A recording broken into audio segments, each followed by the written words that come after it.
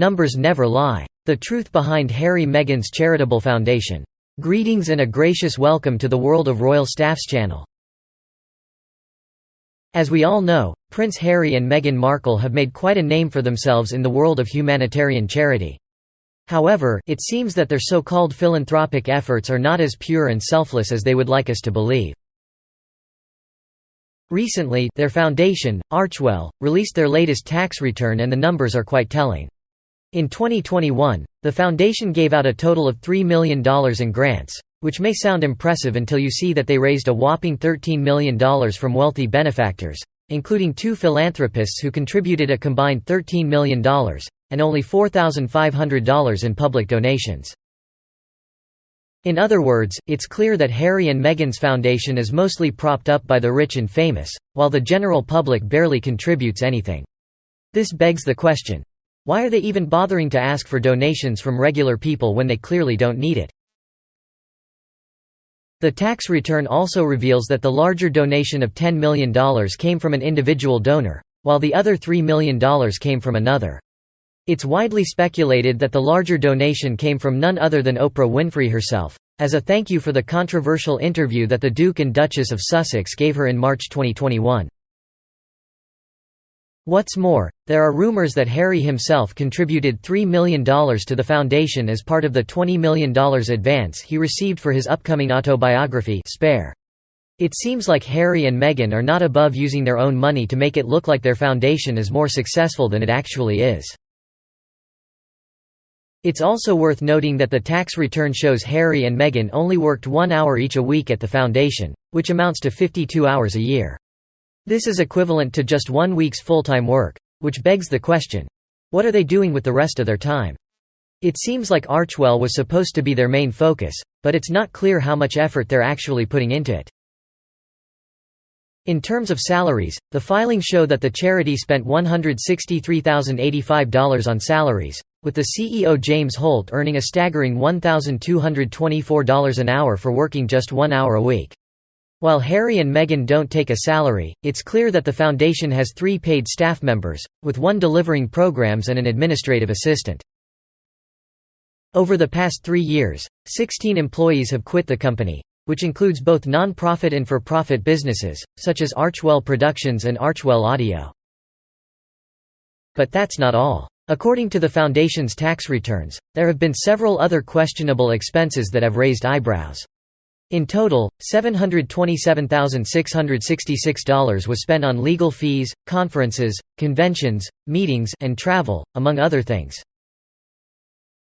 While Archewell did donate $3 million to 25 U.S. institutions or NGOs and $186,319 to 3 European causes, it begs the question: what is the purpose of this organization? The 990 tax form, which provides an overview of all revenue, donations, and expenditure for tax-exempt organizations, leaves many scratching their heads. To make matters worse, Archewell's 2021 tax return was filed 10 months after the May 15 deadline.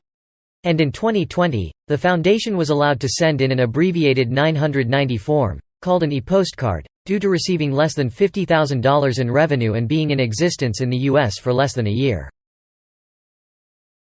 Despite all of this, the foundation released an impact report in January claiming that they helped pay for 12.66 million COVID-19 vaccines worldwide while working with anti-poverty charity Global Citizen.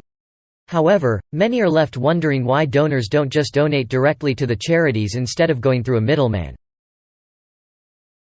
To add insult to injury, it's unclear if the 2 large donors to Archewell will receive a tax break for their donations.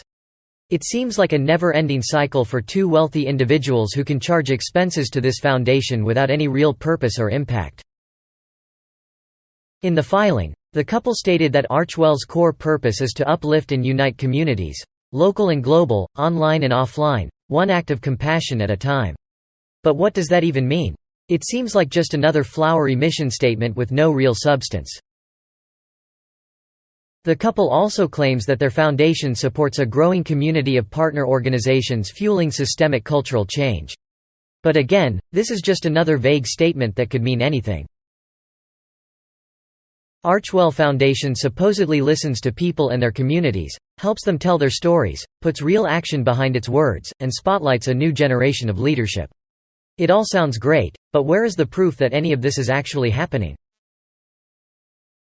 Named after their 3-year-old son Archie, Archwell is apparently also spending money on building a better online world. What does that even mean? Are they trying to compete with Facebook and Google? It all seems a bit ridiculous. The highest recipient of funds from Archwell in 2021 was World Central Kitchen, which received $300,000 to develop 4 community relief centers to help provide food in crises.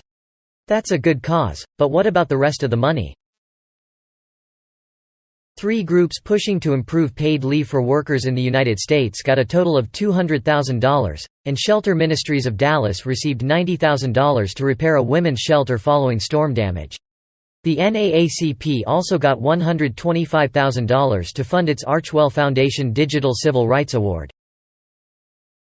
The Duchess handpicked several projects herself, including a scheme in Antioch, Tennessee, where children can receive free hair braiding. And after visiting the Uvalde massacre vigil in Texas, she decided to build a play park for local children after seeing their grief firsthand. It all seems like a bit of a joke. Why don't the donors just send their donations directly to these charities and skip the middleman?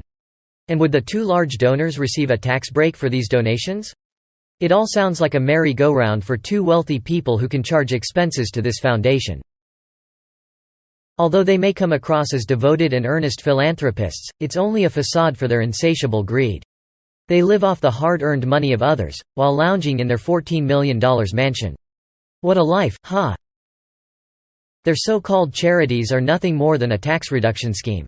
In the U.S., they only have to give 5% to a charity to qualify as a charity, and the rest can be spent on expenses such as planes, cars, hotels, security, clothes, and staff. It's a total scam. And don't even get me started on their circular expenditure. They spend thousands on conferences held at their home, with only the 2 of them attending, and they collect $50,000 each in speakers' fees. All of this gets paid into a charitable trust in the Caymans. It's nothing but money laundering. Their Archwell Foundation claims to uplift and unite communities, but in reality, they're just retaining 75% of funds for their own benefit. This provides a handy nest egg in case their other incomes, such as Netflix, dwindle. And you can bet that they'll find some excuse to use these funds for their benefit, perhaps to repeat their worldwide privacy tour. Archwell claims that it will spend the next year working on 3 main pillars: building a better online world, restoring trust in information, and uplifting communities.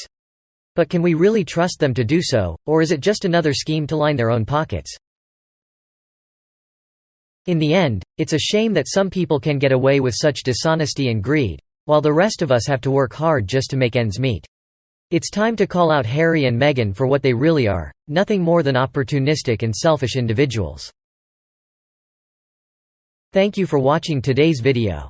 To stay up to date with all my future videos, make sure to hit that subscribe button and turn on notifications. If you found this video helpful, informative, or entertaining, don't forget to give it a thumbs up and share it with your friends. Thanks for tuning in and see you next time.